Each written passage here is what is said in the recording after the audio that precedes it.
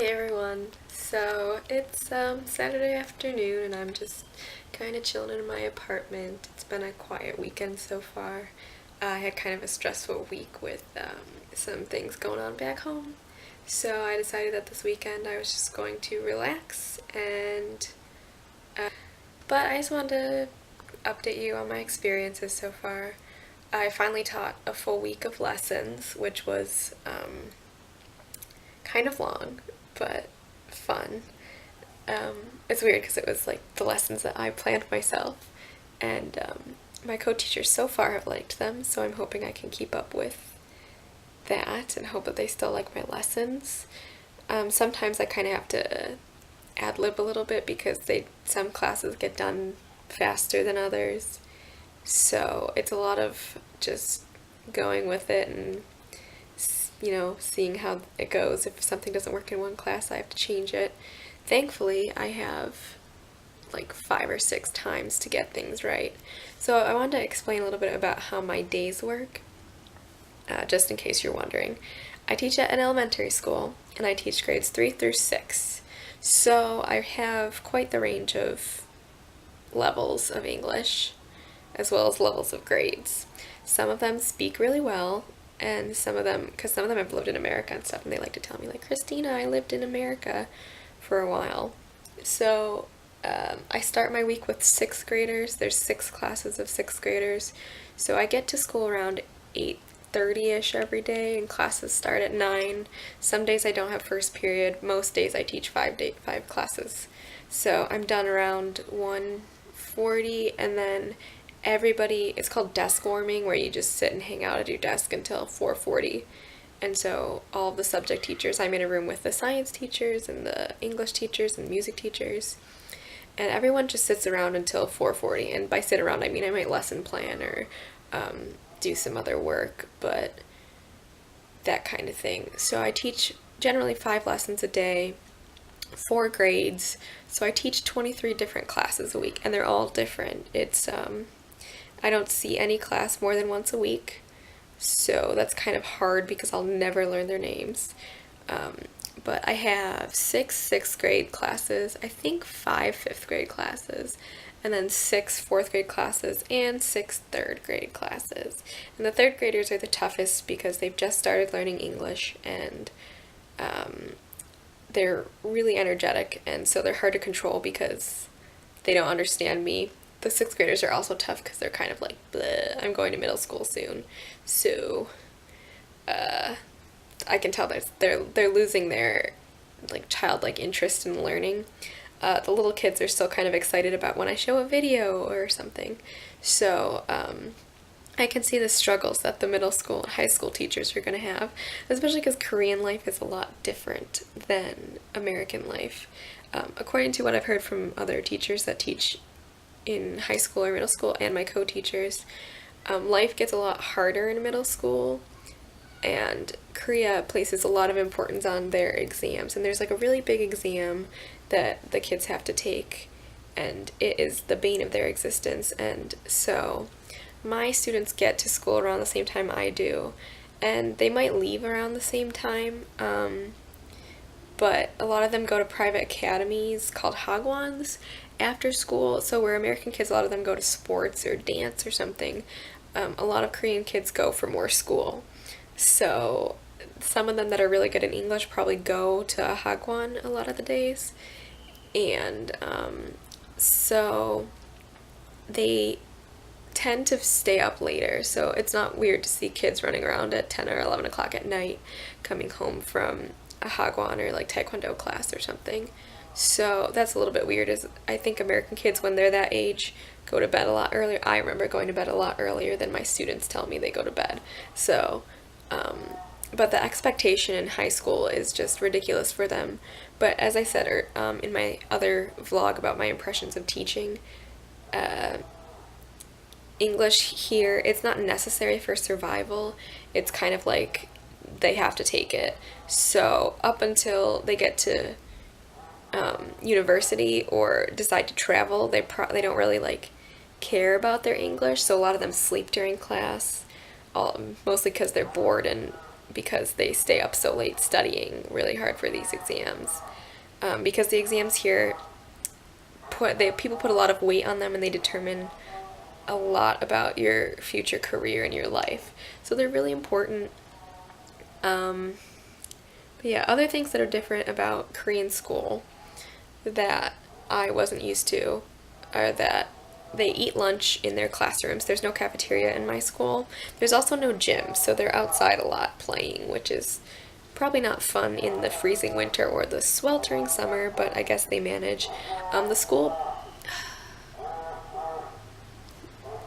if you can hear there's like a guy outside. These guys drive around in fruit trucks, like selling things, and they just have this stupid announcement going, like announcing they're selling food, and it's so annoying. They'll be here for like 20 minutes, just like blaring this stupid thing. Anyway, so the school provides lunch, and they have a nutritionist on staff to like have a balanced lunch. So I eat the school lunch. You can pay a little bit a month to eat the school lunches, and it turns out to be cheaper than if I had made my food myself. Plus I get to eat some Korean food. Usually it's pretty good.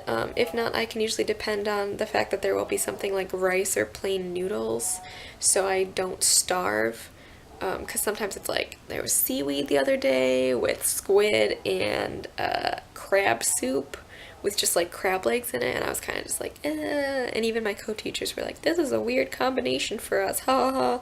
And I was like, cool. But accepting and eating the school lunch is a big part of making your image look better. Unless you have dietary restrictions or like a vegetarian or something, it looks good to eat the school lunch. Not that I'm doing it to look good, it's easier for me anyway. But it gives a good impression that you're willing to eat their food. So the kids eat lunch in the classrooms, and they clean the classrooms all the time. Like every so often, someone has to go and lock the English room early because the kids are cleaning it, which they have a janitor at school, but the kids also do a lot of the cleaning. Like in the lunchtime, they'll clean the bathrooms, they'll clean the English room, they'll clean the teachers' rooms, which I think is pretty cool. They don't seem to hate it. I'm sure it's not their favorite, but I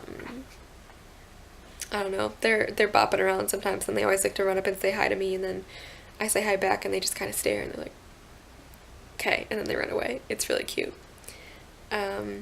I've also discovered that a secret to getting my students to shut up, not the little ones. The little ones, you can play like a younger kids video, and they usually like to watch those. But the older kids, if you start playing K-pop, they usually get into the activity if you include K-pop in something, or use it. Like I was trying to get them after a game. I told them once I started playing music, they had to sit down, and I played G-Dragon's Heartbreaker, and I started playing it, and the kids were all like, so that worked for 1 week. I guess I'll see how that goes next week. But other interesting things that have happened to me so far is that this Friday, so yesterday, one of my co-teachers told me to take a nap at school, which has been happening before. The first day I was there, actually, I turned and the teacher next to me was sleeping on her desk, and I was like, what? But I've seen all of the teachers in the room do it, and I've also seen them all wear jeans, so I've deemed these two things to be acceptable for me to do. I was a little bit worried about dressing up for school, but if everyone else wears jeans, I can too. And if everyone else naps, I am allowed to. I think it's just because we have to sit there until 4:40, and a lot of times I'm done with all of my stuff for the next 2 or 3 days already. So they also got really excited because they recommended a K-drama to me that they're all watching, and it's called The Master's Son. And if you want to watch a good series, it's really good. I'm watching it right now. I'm almost caught up, and I'm like dying because it's so good. But I was watching it at the desk, and they were all like, oh my god, you're watching it. Who's your favorite character? Do you like the main guy? I like the main guy. He's broad-shouldered and blah, blah, blah. So any knowledge of K-dramas, they tend to really like, so that's really exciting. Thankfully, I started watching those before I came, and they're also really good. So I'm glad that I started doing that. Yeah, so anytime I do anything like try a new food or go out with them anywhere, like to a noraebang, which is a karaoke room, they kind of freak out and they're like, oh my god, it's so exciting that you're coming. And Yeah, I went to a Noribang after the vice principal's welcome dinner the other night, and even the principal was really excited that I came, which is awesome because if they like me, that can only help me, you know, when I need things, when I need help with things or I need to get things done, like my vacations.